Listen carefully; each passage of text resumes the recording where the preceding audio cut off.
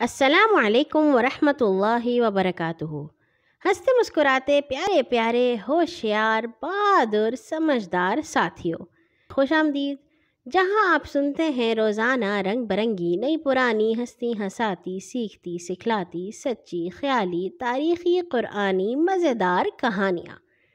اور کہانی سننے سے پہلے جانتے ہیں آپ بہت ہی اچھے ہیں، اسی لیے تو میں آپ کو کہانی سناتی ہوں۔ آج ہم آپ کے لیے لائے ہیں ہمسائے ملک سے ایک کہانی۔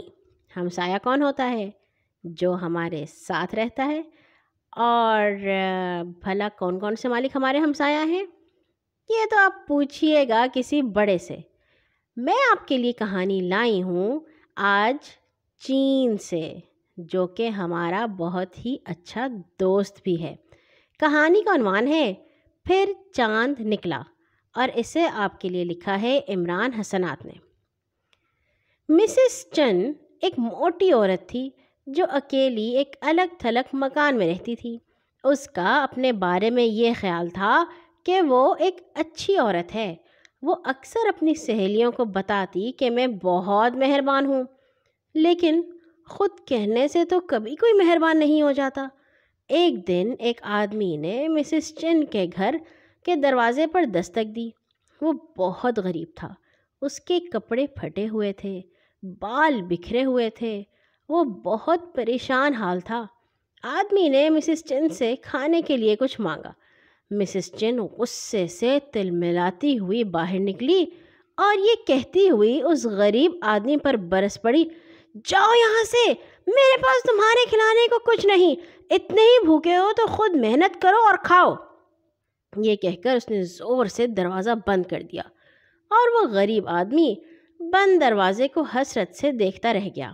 دروازہ بند کرنے کے بعد مسز چن نے اندر جا کر اپنے لیے چائے کا ایک گرم کپ تیار کیا اور مزے لے لے کر پیتی رہی۔ غریب آدمی سڑک کے کنارے چلتا ہوا ایک دوسرے مکان پر پہنچا جہاں مسز ٹنگ رہتی تھی۔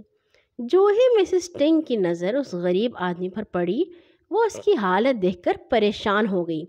مسز ٹنگ نے اسے اپنے پاس بلایا اور کہا، تم تھکے ہوئے دکھائی دیتے ہو اور تمہیں سردی بھی لگ رہی ہے، آؤ اندر آ جاؤ، یہاں بیٹھ جاؤ۔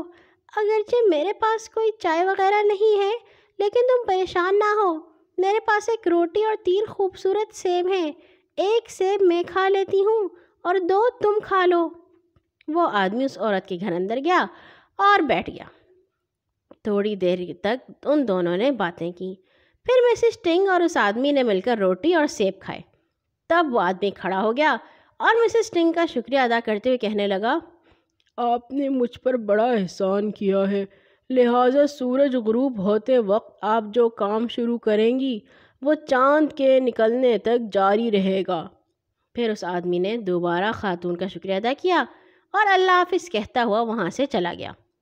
مسز ٹنگ سوچنے لگی کہ اس آدمی نے کیا عجیب و غریب بات کہی ہے کہ جو کام تم سورج غروب ہونے کے وقت شروع کرو گی وہ چاند کے نکلنے تک جاری رہے گا۔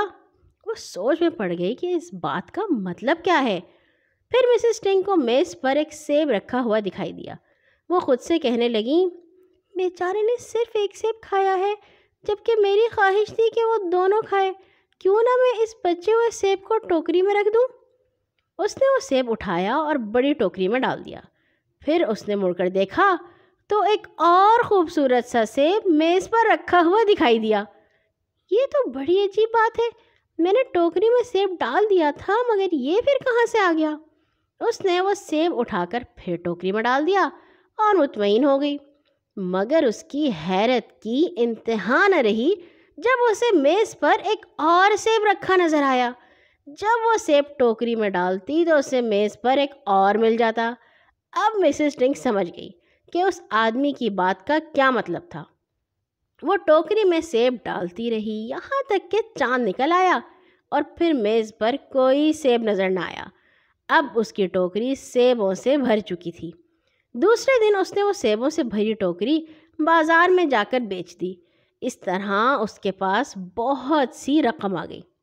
مسز ٹنگ کی سہیلی مسز چن، جس نے اس غریب کو دھکے دے کر نکال دیا تھا، اس نے جب مسز ٹنگ کی سیبوں بھری ٹوکری دیکھی تو حیرت سے اس کی آنکھیں کھل گئیں۔ اس نے مسز ٹنگ سے پوچھا، یہ تمام سیب تم نے کہاں سے لیے ہیں؟ تمہارے گھر میں تو سیب کا کوئی درخت نہیں۔ مسز ٹنگ نے اسے پورا واقعہ سنایا کہ کس طرح اس نے ایک غریب آدمی کو کھانے کے لیے روٹی اور سیب دیے تھے اور کس طرح اس نے شکر ادا کیا۔ مسز چن نے مسز ٹنگ سے تو کچھ نہ کہا، لیکن اپنے دل میں فیصلہ کر لیا کہ اب کی بار وہ بوڑھا آئے گا تو اس کو خوب کھلاؤں گی، خوب پلاؤں گی۔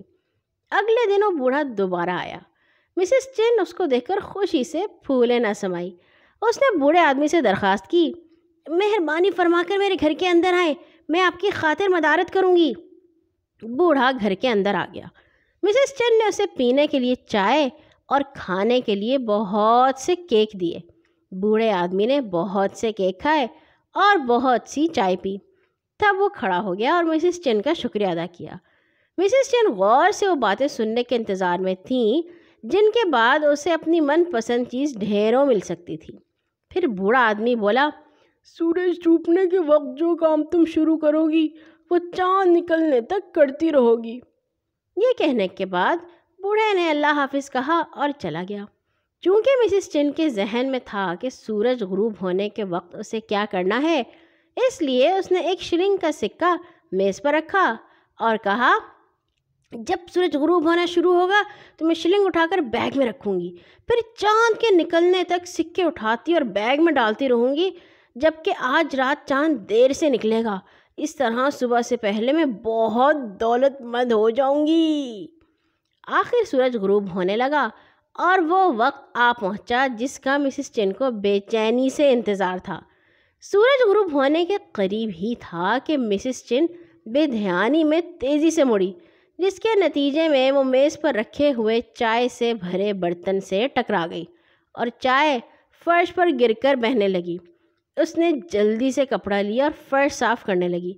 جب وہ یہ کر رہی تھی تو اس وقت سورج غروب ہو گیا۔ پھر کیا ہوا؟ وہ بیچاری فرش صاف کرتی رہی یہاں تک کہ چاند نکل آیا، اور اس رات چاند دیر سے نکلا تھا۔